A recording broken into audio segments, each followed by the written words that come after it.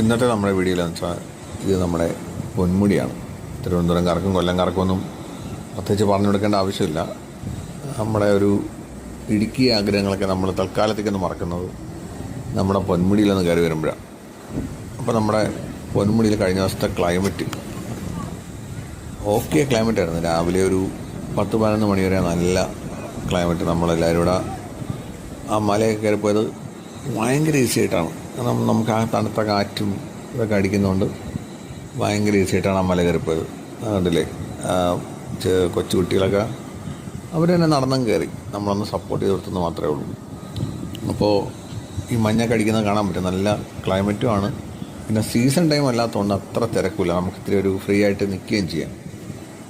അപ്പോൾ നമ്മൾ എപ്പോഴാണ് ഏത് ടൈമിൽ പൊന്മുടി യാത്ര പ്ലാൻ ചെയ്യണം, അല്ലെങ്കിൽ ഏത് ടൈമിൽ നമ്മളവിടെ എത്തണം, നമ്മൾ അതിനുവേണ്ടി എങ്ങനെ ഒരു ദിവസം നമുക്ക് ചിലവാക്കാം എന്നൊക്കെ ഞാൻ അടുത്ത വീഡിയോയിൽ ഡീറ്റെയിൽ ആയിട്ട് പറയാം. കാരണം ഞങ്ങൾ പ്ലാൻ ചെയ്തതും ഈ ഒരു ക്ലൈമറ്റ് കിട്ടിയതും എല്ലാം ഡീറ്റെയിൽ ആയിട്ട് പറയാം. പിന്നെ മുകളിൽ കാണുന്ന ടവർ ഇപ്പോൾ ക്ലോസ്ഡാണ്. നമുക്കവിടെ അതിൻ്റെ മുകളിൽ കയറാൻ പറ്റില്ല. പിന്നെ പൊന്മുടിയുടെ ടോപ്പിലുള്ള ഫുഡ് അത് വളരെ ശോകമാണ്. ഞങ്ങൾക്ക് മാത്രമേ ഫീൽ ചെയ്തെന്നറിയില്ല, ഒത്തിരി ശോകമായിട്ടാണ് തോന്നിയത്. അവിടെ നിന്ന് കുറച്ച് കപ്പയും കാര്യങ്ങളൊക്കെ വാങ്ങിച്ചത് വളരെ ബോറായിരുന്നു.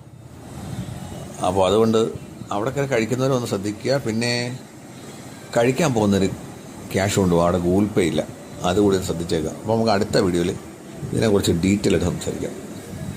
അതല്ലാതെ പൊന്മുടിയിലൊരു ഹിഡൻ സ്പോട്ടുണ്ട്. അതിപ്പോൾ ഒരുവിധം എല്ലാവർക്കും അറിയാമെങ്കിലും ഭൂരിഭാഗം പേരും പൊന്മുടി വരും, ചെക്ക് പോസ്റ്റ് കയറി കുറേ പൈസ അടയ്ക്കും, മൊട്ടക്കുന്നി പോവും, തിരിച്ചു വരും. ആ ഒരു ഹിഡൻ സ്പോട്ടിനെ കുറിച്ച് നമുക്ക് അടുത്ത വീഡിയോയിൽ ചർച്ച ചെയ്യാം.